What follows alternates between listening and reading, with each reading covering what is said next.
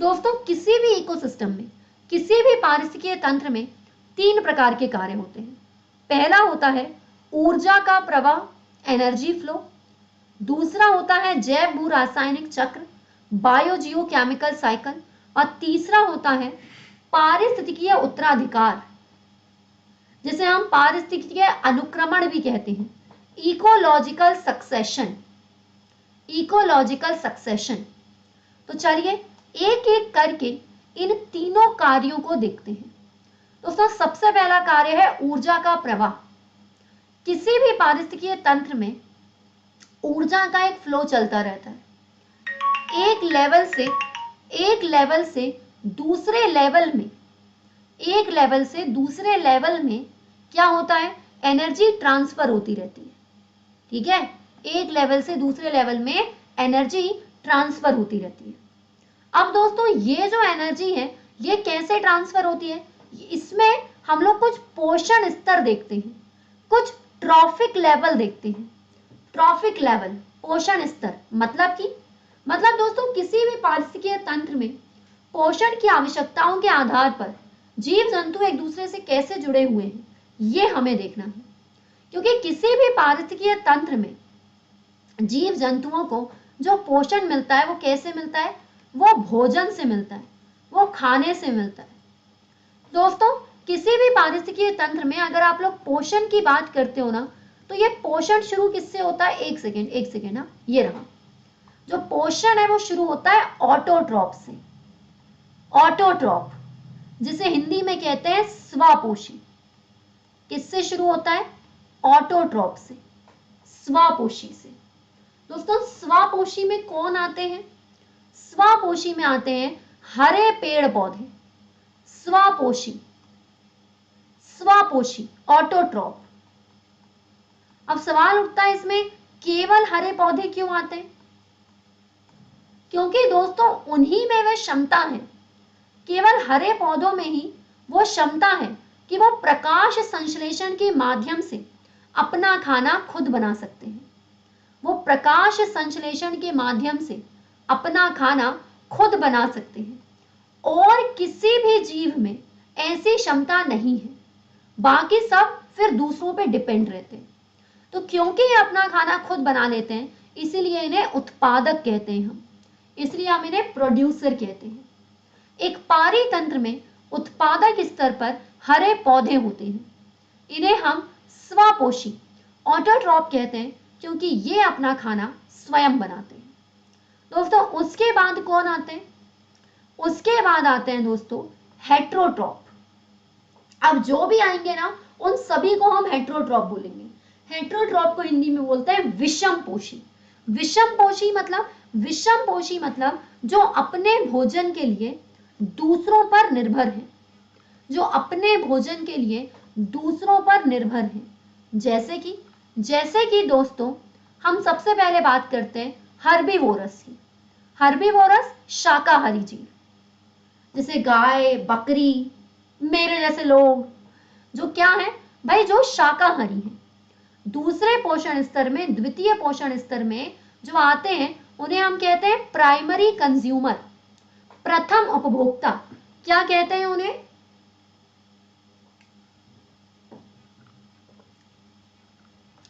उन्हें कहते हैं दोस्तों प्रथम उपभोक्ता। ये क्या करते हैं दोस्तों, ये प्रथम उपभोक्ता हरे पौधों को खाकर अपना पोषण प्राप्त करते हैं।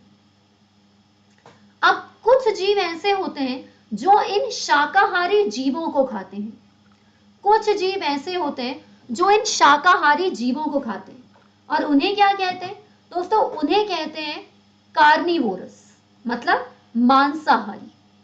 तीसरे पोषण स्तर में शाकाहारी जीवों को खाने वाले मांसाहारी जीव आते हैं। फॉर एग्जाम्पल लोमड़ी, फॉर एग्जाम्पल मेंढक। ये शाकाहारी जीवों को खा रहे हैं, मेंढक तितली को खा रहा है, लोमड़ी हिरण को खा रही है, वो मांसाहारी है। उनके ऊपर जो होते हैं दोस्तों उनको फिर कहते हैं टर्शरी कंज्यूमर, और ऊपर वाले को कहते हैं टॉप कार्निवोरस, शीर्ष मांसाहारी।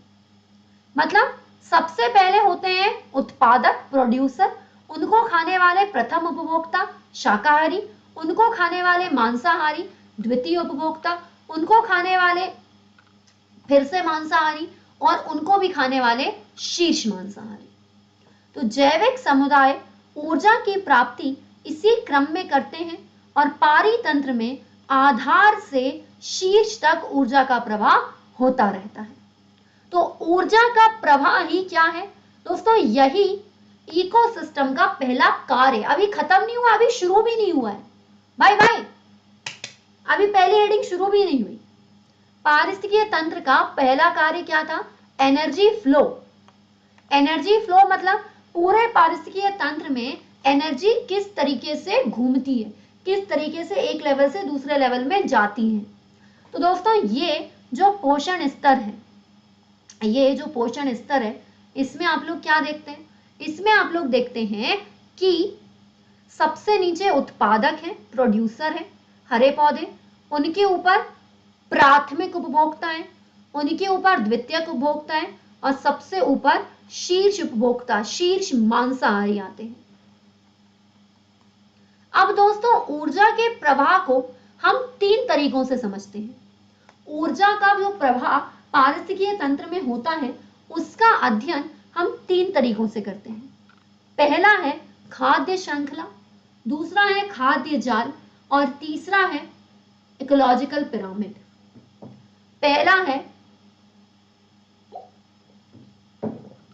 खाद्य श्रृंखला, दूसरा है खाद्य जाल, और तीसरा है इकोलॉजिकल पिरामिड। पहले में क्या होता है दोस्तों? पहला है खाद्य श्रृंखला, फूड चेन। फूड चेन क्या होती है दोस्तों? किसी भी पारिस्थितिकीय तंत्र में जो जीव जंतु हैं उनके बीच जो खाने का क्रम चलता है, जो खाने का जैक स्पैरो, मैं अभी आपका आंसर देती हूँ। आपको क्या देखना है? किसी भी पारिस्थितिकीय तंत्र में क्या चलता है? किसी भी पारिस्थितिकीय तंत्र में भोजन का जो क्रम चलता है उसे हम खाद्य श्रृंखला के द्वारा दर्शाते हैं। एक बात हमेशा याद रखिएगा, जैसे कि स्पैरो साहब ने कही है कि हमेशा जो एनर्जी का फ्लो है वो हमेशा एक दिशीय होगा, यूनिडायरेक्शनल होगा। क्यों? अभी आपको समझ में आएगा। जैसे मैं खाद्य श्रृंखला दिखाऊंगी कि भाई मैं शाकाहारी जीव हूं, मैंने पालक खाई, मुझे लोमड़ी ने खा लिया और लोमड़ी को शेर ने खा लिया। क्या कभी ऐसा पॉसिबल है कि चीज उल्टी हो जाए? उल्टी मतलब कि जो पालक है वो मुझे खा जाए? ये तो कभी नहीं हो सकता ना, ऐसा तो कभी नहीं हो सकता ना। मैं पालक है, पालक को अपूर्वा ने खाया, अपूर्वा को लोमड़ी ने खाया, लोमड़ी को शेर ने खाया। भाई मैं पालक को खा सकती हूँ पर पालक मुझे नहीं खा सकती। सो हमेशा किसी भी इकोसिस्टम में जो एनर्जी का फ्लो है वो एक दिशीय ही होता है, वो यूनिडायरेक्शनल ही होता है। सो गाइस, आप लोग देख सकते हो कि पौधों और जानवरों के बीच अंतर संबंध ऊर्जा उत्पादन और खपत के क्षेत्र में खाने और खाए जाने का एक निश्चित पैटर्न ही खाद्य श्रृंखला के रूप में जाना जाता है। दोस्तों अब ये जो खाद्य श्रृंखला है, ये जो फूड चेन है, ये 2 टाइप्स की होती है, ग्रेजिंग फूड चेन और डेट्रियाटिस फूड चेन। चराई खाद्य श्रृंखला और अपरद खाद्य श्रृंखला। चराई खाद्य श्रृंखला और अपरद खाद्य श्रृंखला कैसे, समझो। दोस्तों पहले हम लोग बात करते हैं चराई खाद्य श्रृंखला की। कोई भी वो खाद्य श्रृंखला जो एक हरे पौधे से शुरू होती है उसे हम क्या कहते हैं? उसे हम लोग कहते हैं grazing food chain. Grazing food chain. जरूरी है क्या कि हरा पौधे ही हो? नहीं, हरे पौधे के अलावा दोस्तों मान लो कि कोई जीव, मतलब कोई, अच्छा मैं आपको जब एग्जांपल दूंगी तो आपको और समझ में आएगा। ऐसी कोई भी खाद्य श्रृंखला जो किससे शुरू हो रही है, जो किसी पौधे से शुरू हो रही है, वो क्या कहलाती है? वो ग्रेजिंग फूड चेन कहलाती है। इसका सीधा सीधा एग्जांपल है, आप एक पत्ता गोभी देख रहे हो, यहाँ पे एक कैबेज देख रहे हो। कैबेज को खाया इल्ली ने, कैटरपिलर ने, और उस कैटरपिलर को एक पक्षी ने खा लिया, एक बर्ड ने खा लिया। तो दोस्तों ये ग्रेजिंग फूड चेन है, ये हरे पौधे से शुरू हुई है, ये हरे पौधे से शुरू हुई है, इसलिए आप क्या देखोगे, इसलिए आप देखोगे कि ये ग्रेजिंग फूड चेन है। जब आपको मैं एक्वाटिक इकोसिस्टम पढ़ाऊंगी तो एक्वाटिक इकोसिस्टम में क्या होगा, फाइटोप्लैंक्टन से कहानी शुरू होगी। फाइटोप्लैंक्टन भी क्या है, वो भी तो एक प्रकार के पादप ही हैं, वो भी तो एक प्रकार के पादप प्लवक हैं, तो उसको भी हम ग्रेजिंग फूड चेन कहेंगे। ऐसी फूड चेन, ऐसी खाद्य श्रृंखला जो ग्रीन पौधों से शुरू हो रही है, भले वो जमीन पे लगे हुए पौधे, या फिर हो सकता है कि वो क्या है, हो सकता है कि वो फाइटोप्लैंक्टन है, तो उसको क्या बोलेंगे, उसको बोलेंगे ग्रेजिंग फूड चेन। दोस्तों फूड चेन का दूसरा प्रकार होता है अपरद खाद्य श्रृंखला, डेट्रियाटिस फूड चेन। इसमें क्या होता है दोस्तों, ये एक मृत ऑर्गेनिक पदार्थ से सूक्ष्म जीवों तक और फिर डेट्रियाटिस फीडिंग जीवों की श्रृंखला है। ऐसी कोई भी खाद्य श्रृंखला जो किसी मृत जीव से शुरू हो, ऐसी कोई भी खाद्य श्रृंखला जो किसी मृत जीव से शुरू हो।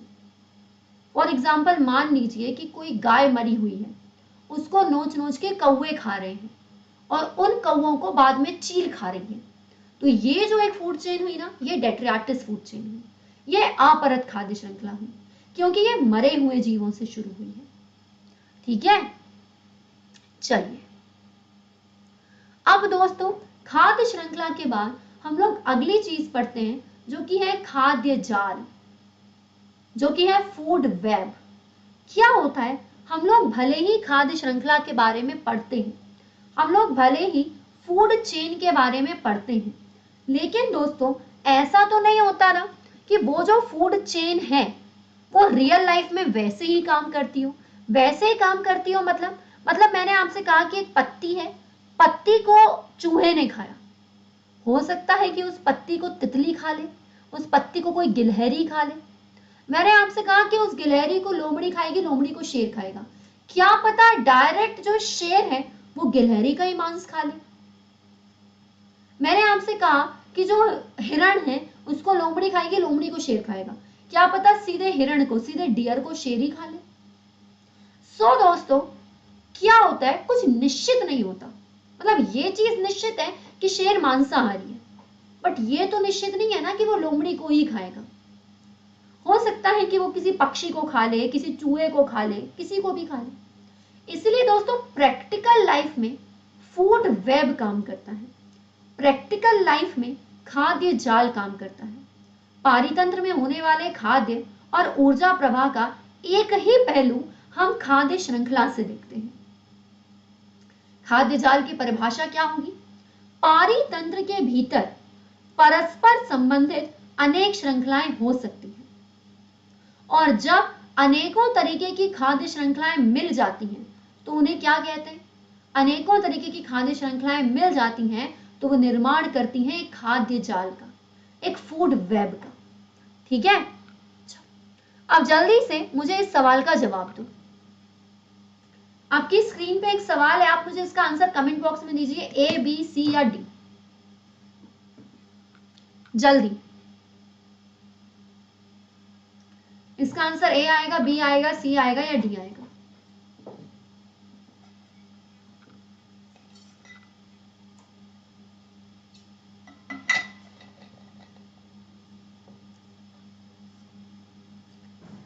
जैक स्पैरो सी कह रहे हैं, मिलन सी कह रहे हैं, अजय तो डी कह रहे हैं।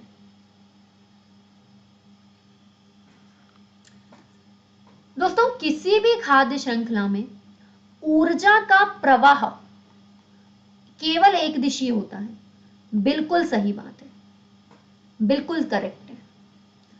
और किसी खाद्य जाल में यह बहुदिशीय हो सकता है, ये मतलब ऊर्जा का प्रवाह बिल्कुल नहीं, बिल्कुल नहीं।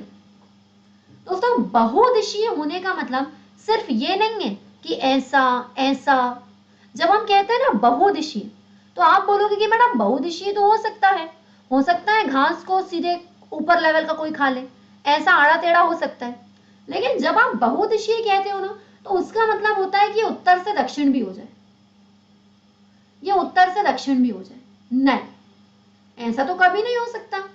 बहुदिशीय का मतलब होता है कि चारों दिशाओं में घूम ले। नहीं दोस्तों, खाद्य जाल में भी जो एनर्जी का लेवल है वो हरे पौधों से शाकाहारियों में, शाकाहारियों से मांसाहारियों में ही जाएगा ना, मांसाहारियों से उत्पादकों में तो नहीं जा सकता। गाजर का पेड़ शेर को तो नहीं खा सकता, इसलिए ये वाला स्टेटमेंट गलत है। चलिए आगे बढ़ते हैं दोस्तों। ऊर्जा प्रवाह को हम पढ़ रहे हैं। पारिस्थितिकीय तंत्र के पहले प्रकार ऊर्जा प्रवाह को हम लोग पढ़ रहे हैं।